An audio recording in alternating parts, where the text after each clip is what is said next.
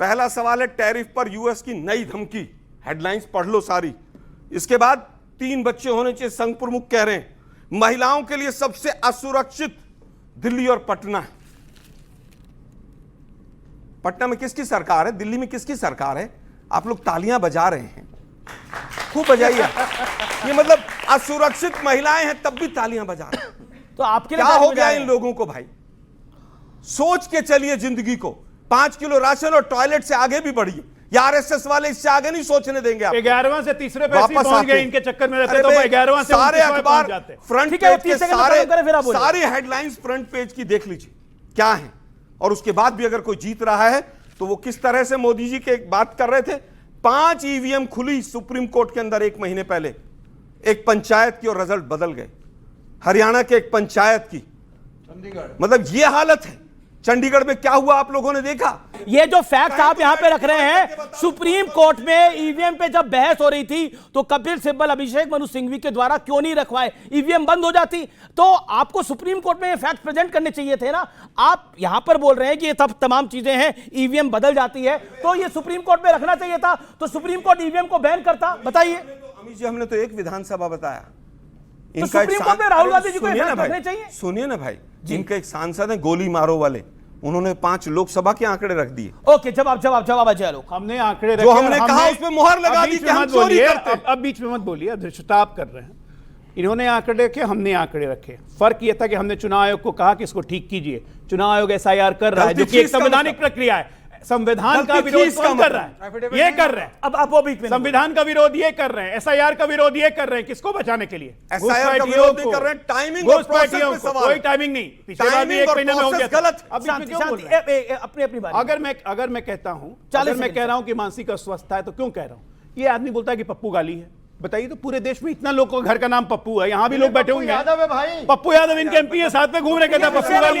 देश बस इन्हीं चीजों में उलझाए रखिए आप। विपक्ष ने उलझाया इस पे, तो ओके बोलिए। अब आगे। इसी को मानसिक अस्वस्थता कहते हैं। अच्छा, क्या आज का मुद्दा ये है, सबसे ज्यादा आज का मुद्दा ये है, मोदी जी पूरी तरह आपने से गाली दी है प्रधानमंत्री को, देश को आपने गाली दी है, आप नहीं माफी मांग रहे हैं और आप समर्थकों को और भड़का रहे हैं। ये बगल लेकिन प्रोफेसर पाशा ने एक बात को बोला। एक सेकंड अब मैं आपके पास आता हूं। प्रोफेसर पाशा, आपने बोला कि ये देखिए ये बीजेपी का ही आदमी निकलेगा, तो आपके पास कोई सबूत है तो सामने रखिए, बीजेपी भी एक्सपोज हो।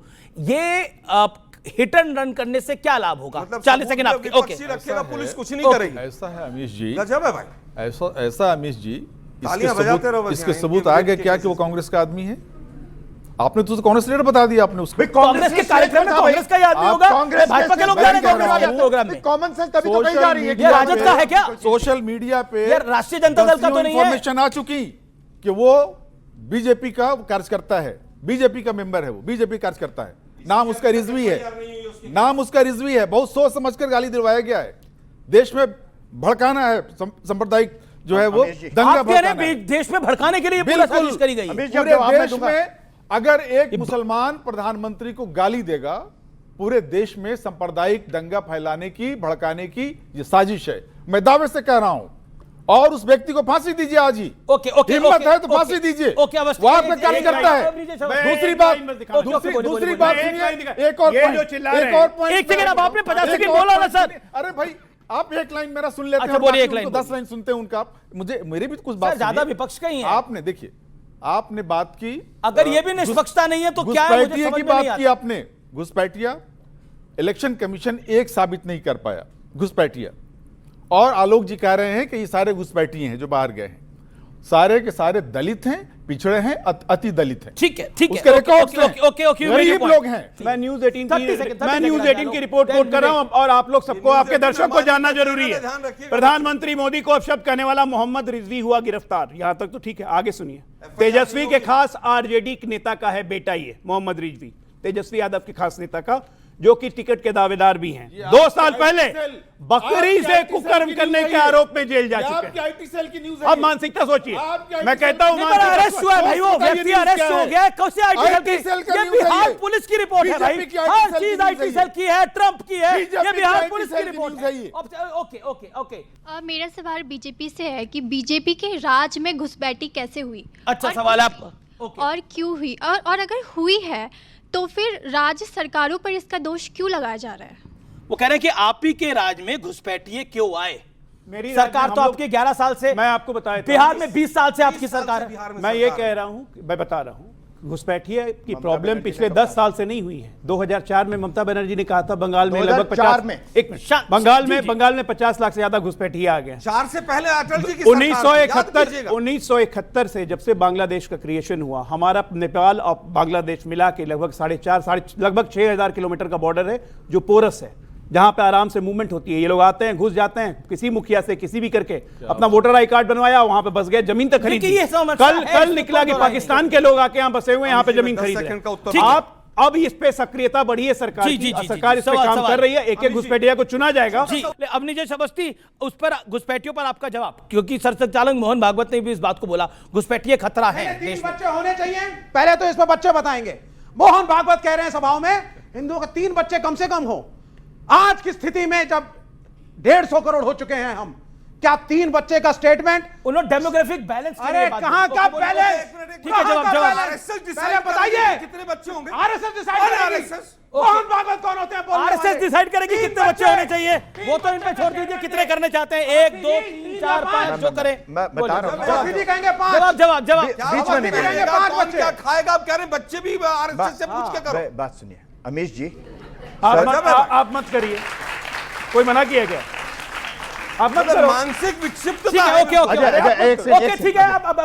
अब नीचे अवस्थी का जवाब दीजिए। सरसंघ चालक जी ने कहा कि किसी भी समाज में वैज्ञानिक बात बताई कि 2.1 से कम होता है तो वो समाज धीरे धीरे उस स्थिति में पहुंच जाता है जहां आज जापान पहुंच गया है। जापान की प्रॉब्लम मालूम है ना आपको? अगर आज से 10 साल 20 साल बाद की भाई बीच में फिर दिस इज नॉट, वो अपनी टर्न का उन्होंने पेशेंटली वेट करा, 10 मिनट से wait give me the calculation right now. 3 बच्चों का कैलकुलेशन दो। मैं आपको बता रहा हूं कि आज जापान की भारत थोड़ी ना मानेगा इनको 10 बच्चे चाहिए। आपको एक नहीं करना, मत करिए ना। शांत रहिए। ये कह रहे हैं 10 बच्चे होने चाहिए। अमीश जी उन्होंने ये कहा गजब कि है। अगर 3 मोहन भागवत जी की शादी भैया, कराओ, 3 बच्चे। ये क्या है ये यार? पागल कहां से उठा रहे तुम ये? नहीं देखिए, ये सब आप भी जो हर एक आदमी के भैया, आप एक बात बताइए। नहीं ऐसे नहीं चलेगा। ये हर आदमी के बीच में क्यों बोलता है ये?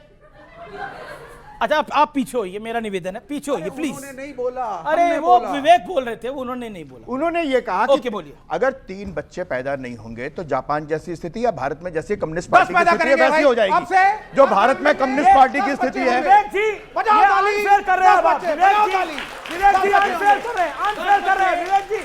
ये आपने अपनी बात को रख लिया। नहीं, अनफेयर करें, शांत हो जाइए, मेरा निवेदन है, प्लीज बोलिए अवस्थी जी।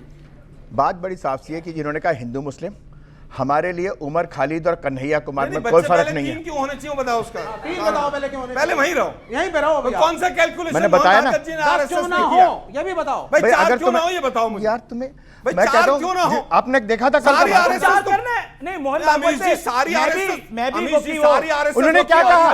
उन्होंने कहा मोहन भागवत ने बकायदा ये बोला किसी को 3 करने हैं वो 3 करे, किसी को 4 करने हैं वो 4 करे, लेकिन रेशो यही होनी चाहिए, ये बोला। आप किसी को 5 करने हैं तो 5 करने का भी अधिकार है। यहाँ इस देश के अंदर 8-8 10-10 कर ही रहे हैं लोग, कोई ऐसा नहीं है कि नहीं कर रहे हैं, हो ही रहे हैं। लेकिन बच्चों लेकिन देखिए बच्चे जितने जिसको करने हैं उतने करें, शादी एक ही करे पर। ठीक है, आइए बढ़ता हूं मैं आगे। ओके, चलिए अब आपका सवाल क्या है? क्या सवाल है आपका, बोलिए। विवेक जी, सबसे पहले तो आपने बोला कि गाली में और पप्पू में क्या डिफरेंस है, आपको पता होना चाहिए क्या डिफरेंस है। अगर कोई आलू में से सोना निकालने की बात करे तो आप ही बताएं इसको क्या कहें। बच्ची है छोटी, व्हाट्सएप यूनिवर्सिटी काफी पढ़ती है। ये स्टेटमेंट आलू से सोना निकलेगा मोदी जी का है, और अमीश जी भी जानते हैं इस बात को। नाली से गैस। एक मिनट रुको भाई, नाली से गैस भी बोल दी। एक मिनट। लेकिन दुर्भाग्य ये है कि इस तरह की चीजों को प्रचारित करवाया जाता है। सर मेरा सवाल कांग्रेस से है। आप बोल रहे हैं कि वोट चोरी हो रहे हैं, तो अगर वोट चोरी हो रहे हैं तो मतलब कांग्रेस हारेगी, और अगर कांग्रेस गलती से जीत जाती है तो क्या राहुल अपना बयान वापस लेंगे? ओके, अगर कांग्रेस जीत जाती है तो फिर वापस लेंगे बयान। देखिए दुर्भाग्य ये है कि वोट चोरी जो कर रहा है इलेक्शन कमीशन, उसको बीजेपी बचाती है और बीजेपी को इलेक्शन कमीशन बचाता है। आज सवाल कांग्रेस से होता है, आज सवाल ये होना चाहिए जीतेंगे तो वापस सुनिए ना भाई, सुनिए ना, संक्षेप में सर 30 इलेक्शन कमीशन क्या कर रहा है ये होना चाहिए। वो कह रहे हैं कि साहब 000 उसका एड्रेस है।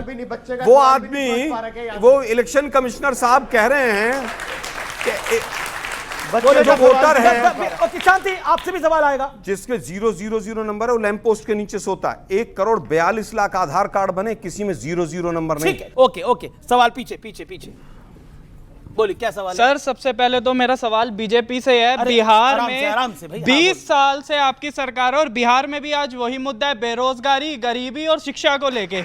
और वही बात कांग्रेस की है कि एक नेता से सवाल, बस कांग्रेस से और है कि सर अभी आपने कहा कि भारत ने पाकिस्तान के आगे घुटने टेक दिए। सर क्या नेशनल नहीं सर, नेशनल टीवी पे ये चीज कहना कि भारत ने पाकिस्तान के आगे घुटने टेक दिए, जिन सैनिकों ने अपनी जान दे दी, जिन सैनिकों ने सर अपनी जान दे दी देश के लिए, आप ऐसे कैसे कह सकते हो? ओके ठीक है, ओके। एक बीजेपी से सवाल है, एक कांग्रेस से सवाल है। पहले बीजेपी जवाब दे। 20 साल तो आपकी सरकार है, बिहार के अंदर अभी भी गरीब, गुर्बत और भुखमरी की स्थिति है वहां पर, क्यों है? मैं अभी भी मैं बस एक लाइन में जवाब 20 साल पहले आती थी, एक लाइन पुल अभी भी टूटते हैं। जवाब इस बात, एक मिनट, एक लाइन से जवाब देता हूं। 2005 में जब नीतीश कुमार के नेतृत्व में एनडीए की सरकार बनी, बिहार में प्रति व्यक्ति आय थी 8,640 रुपए। आज 20 साल के बाद 2025 में बिहार की प्रति व्यक्ति आय बढ़ के हो गई है 67,824 रुपए, 8.5 गुना बढ़ी। बिहार कब्र में था, बाहर निकाल के लाए हैं। आलोक शर्मा, क्या आपको लगता है पाकिस्तान के सामने हमने सरेंडर कर दिया? आप आवेश में कह गए थे ये बात? नहीं, आवेश में नहीं। मोदी जी ने सरेंडर ट्रंप के सामने किया। जब हमारी सेनाएं बारूद भर के खड़ी थी, उन सेनाओं को रोक दिया और उसके ऊपर झूठ बोला मोदी जी ने भी, और देश के गृह मंत्री ने भी, और देश के रक्षा मंत्री ने भी। हमारी शहादत हुई, हमारे सिविलियंस मारे गए। और जिस तरह से ट्रंप ने, जैसा कि बार बार बोल रहा है वो, और ये लोग डर के बैठे हैं, तो मैं कहूंगा देश के प्रधानमंत्री ने सरेंडर किया, पाकिस्तान के आगे बिल्कुल सरेंडर किया। पर आपको लगता है पाकिस्तान? मैं कहता हूं मोदी, हमारी सेनाएं लड़ने को, मारने को तैयार थी, लेकिन मोदी जी ने सरेंडर किया, शायद अपने व्यापारी मित्रों को बचाने के लिए। एक सेकंड आलोक शर्मा, एक सेकंड आलोक शर्मा की बात का अजय आलोक जवाब। मैं आपको आता हूं विवेक आपके पास। जवाब आर्मी अफसर पर विचार की, भाई किसके कहने से सीज फायर हुआ? सिर्फ आर्मी अफसर्स जो हैं उन्होंने जो कहा है, हमने जितनी बुरी तरीके से मारा है। तो फिलहाल आज के इस विशेष ब्रॉडकास्ट में इतना ही। आपको यह कार्यक्रम कैसा लगा मुझे जरूर बताइएगा। लेकिन भारत एक लोकतंत्र है, मजबूत लोकतंत्र है, यहां सबको सब बात करने की आजादी है, लेकिन सब कुछ देश हित में होना चाहिए, राष्ट्र हित में होना चाहिए। नमस्कार, जय हिंद, वंदे मातरम।